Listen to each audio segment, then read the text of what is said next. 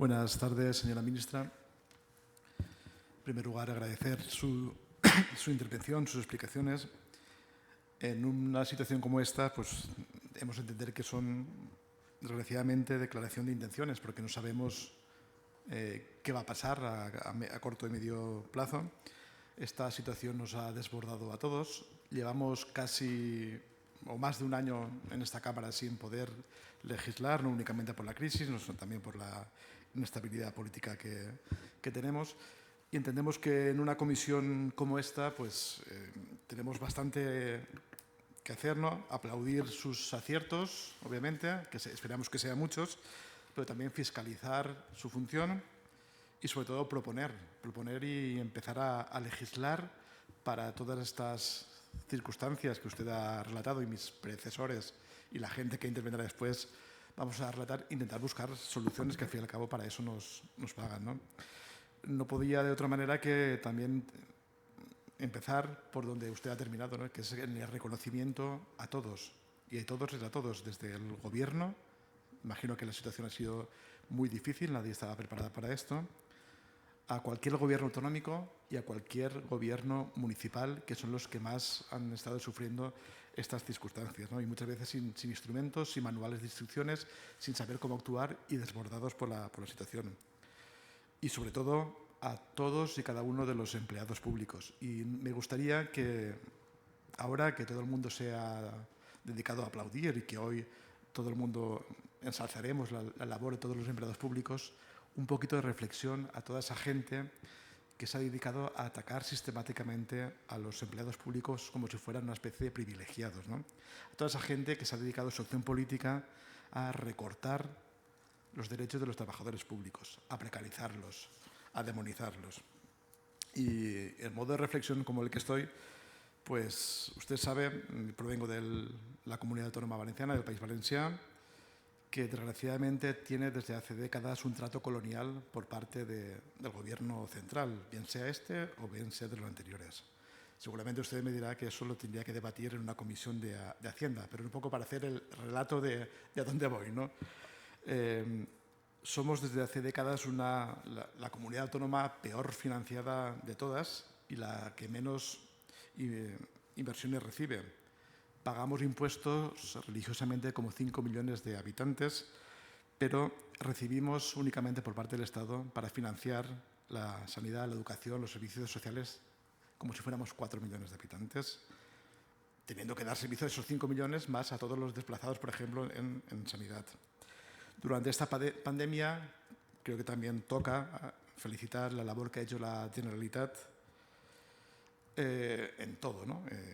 Desde montando hospitales de campaña, comprando material, poniendo diques para que esta crisis no arrollara absolutamente a ningún colectivo. Y todo ello a pesar de estar ahogados económicamente. Y ahora su gobierno, no su ministerio, sino su gobierno, nos quiere volver a discriminar con el reparto de los fondos no reembolsables para las comunidades autónomas para atender la crisis sanitaria, con un reparto que no va a ser ni proporcional con la población ni proporcional con el gasto generado. Este gobierno está hoy gobernando porque hace 2 años un partido pequeño como el mío, pequeño pero que gobierna la tercera ciudad del Estado, apostó por tirar al gobierno corrupto de Mariano Rajoy a cambio de nada. Este gobierno está hoy gobernando porque siempre hemos votado a favor de la investidura de Pedro Sánchez, a cambio de nada también, ¿no? A pesar de los continuos desprecios, mientras mercadeaba y continúa mercadeando los votos con todo el mundo, a cambio de privilegios de unos pocos, y a los valencianos nos continúa tratando este gobierno como ciudadanos de tercera, como una colonia que continúan expoliando económicamente. Nuestra comunidad ha de afrontar la reconstrucción post-COVID con un 50% menos de los recursos de cualquier otra comunidad autónoma. Y me dirá que qué tiene que ver esto con este ministerio, ¿no? Pues que este ahogo, este trato colonial y este continuo desprecio tiene efectos directamente sobre los empleados públicos.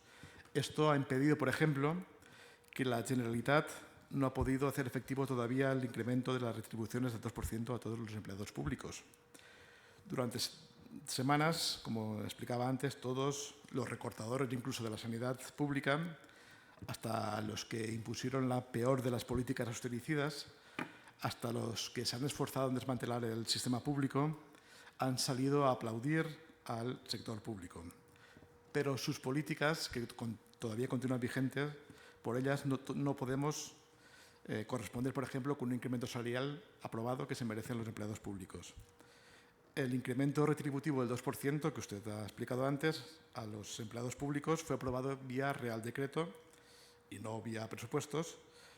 Y eso ya era una vez iniciado el ejercicio económico ya. La Generalitat tenía ya su presupuesto, no como el Gobierno central, y tuvo que buscar crédito y tesorería para hacer las provisiones oportunas y para poder pagarlo. Y también tocará modificar, obviamente, su presupuesto. La Generalitat pagará tarde, pagará nada más pueda, a efectos de 1 de enero, como no puede ser de otra manera, pero a causa de la asfixia económica que su gobierno y los gobiernos anteriores están imponiendo a nuestra comunidad autónoma, no se ha podido hacer hasta ahora. Entonces vemos que hay trabajadores públicos de comunidades autónomas de primera y trabajadores públicos de comunidades autónomas de segunda por ese trato desigual que tienen las comunidades autónomas.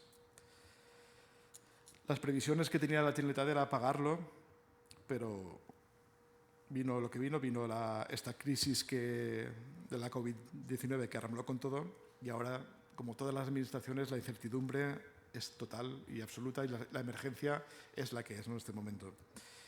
Ustedes y los gobiernos anteriores han dejado al gobierno valenciano sin tesorería porque tenemos ese sentimiento de estar continuamente esquilmados, no nos devuelve lo que pagamos y hemos de hacer frente a nuestras obligaciones. Y ahora, sin dinero, con unos intereses que nos devoran, se han de priorizar los pagos a cosas tan básicas como suministros o reforzar el sistema sanitario. Antes, cuando el Estado aprobaba unos presupuestos generales del Estado en julio, por ejemplo, los incrementos salariales se incluían en los presupuestos autonómicos vía decreto también en julio y se pagaba la nómina de septiembre a octubre con todos los retrasos acumulados. Así hemos ido tirando como hemos podido a pesar de esa asfixia económica que estamos hablando. Entonces, medidas también que le pedimos, obviamente un trato igualitario para todas las comunidades autónomas. No es únicamente su departamento, estamos hablando de tema más de Hacienda, pero creo que, como ve, todo tiene relación, ¿no? Como nuestros compañeros también reivindicamos y exigimos eliminar la tasa de reposición. Y es que por irresponsabilidad de algunos continuamos con los presupuestos generales del Estado del señor Montoro.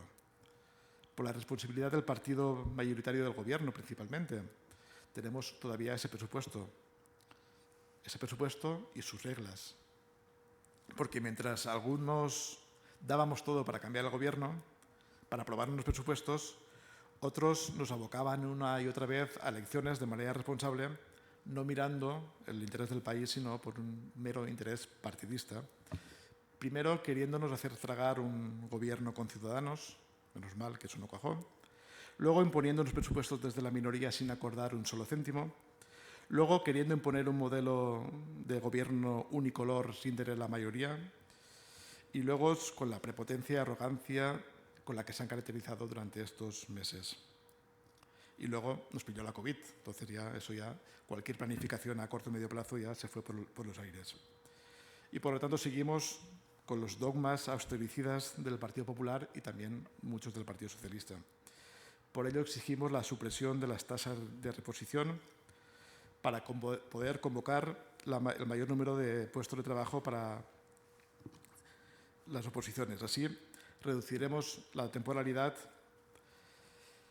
Y recordar también que vía presupuestos generales del Estado prorrogados se obligó a los ayuntamientos a reponer un mínimo número de puestos de trabajo o ninguno directamente y obligando a todas las administraciones a cumplir con esa norma. Mientras vemos cómo se jubila al personal, se convoca una ridícula parte de los puestos a cubrir o directamente muchas veces ni eso, y eso supone en la práctica amortizar plazas, incrementar la precariedad, la temporalidad y obligar muchas veces a externalizar servicios. Y eso no es ahorro para las administraciones públicas, muchas veces es alimentar chiringuitos, alimentar negocios privados que acaban costando mucho más caro a la administración y acaban generando trabajo mucho más precario. Eso es liberalismo puro y duro, el que se ha venido practicando desde la administración central. Por eso esperamos medidas para eliminar las tasas de reposición, acabar con la interinidad y cambiar de dogma económico. Usted ha apuntado también a la importancia de avanzar en el teletrabajo. Pensamos que es el gran reto que tienen las administraciones públicas. Nos ha puesto esta crisis a prueba y efectivamente se puede trabajar mucho más desde la distancia. Eso tenemos que ver cómo se aborda también con los derechos de los ciudadanos a ser atendidos, cómo se concilia eso con la conciliación familiar, para la redundancia. Pero pensamos que es una gran oportunidad, sobre todo en temas básicos como el de movilidad. Eso es algo muy positivo para directamente el medio ambiente o las economías familiares. También pediríamos, como usted ha apuntado, avanzar en la regulación de la movilidad interadministrativa del personal público, en especial de las personas víctimas de la violencia machista. También mejorar la formación por parte del Instituto Nacional de Administración Pública, como también ha apuntado, en temas transversales de contratación administrativa, procedimiento administrativo, por tal de optimizar los escasos recursos que se destinan a la formación y que todavía arrastran en muchos casos los recortes de más de una década. También tocará abordar, cuando antes, el debate europeo que se ha abierto sobre las jornadas laborales de 4 días a la semana, que es una forma justa de repartir trabajo. Luego también la queja, usted ha hecho una mención sucinta, a que en la Administración del Estado continuamos sufriendo el desprecio continuo hacia las lenguas oficiales no castellanas en demasiado caso. Somos muchos los ciudadanos que vemos vulnerados nuestros derechos lingüísticos a ser atendidos en nuestra lengua, en nuestro territorio. Y hace falta dar un paso de gigante todavía. En recientes preguntas de respuestas del Gobierno escritas, negaban que se estuviera produciendo estos casos cuando acumulamos centenares de denuncias y cuando el Comité de Expertos del Consejo de Europa lo está corroborando. Recordar también, como parte de la asignatura pendiente, que en esta Cámara se aprobó durante la pasada legislatura una propuesta para que los empleados de AENA y ENAIRE tuvieran las mismas condiciones de compatibilidad que el resto de empleados públicos. Desde que se aprobó aquella propuesta no se ha avanzado. Y prácticamente nada más, esperar muchos aciertos en su gestión, la de su Gobierno, esperar también que esta Cámara pueda ser útil a la ciudadanía, esperar que podamos aprobar propuestas, mociones, propuestas de ley, modificar leyes que vengan del Congreso o tener aquí la iniciativa parlamentaria para que todas estas todavía mancanzas que existen en la función pública puedan solucionarse cuanto más pronto mejor. Simplemente eso, agradecer su comparecencia, agradecer de nuevo toda la labor enorme que están haciendo los trabajadores públicos y pensemos un poquito más en ellos a partir de ahora. Gracias.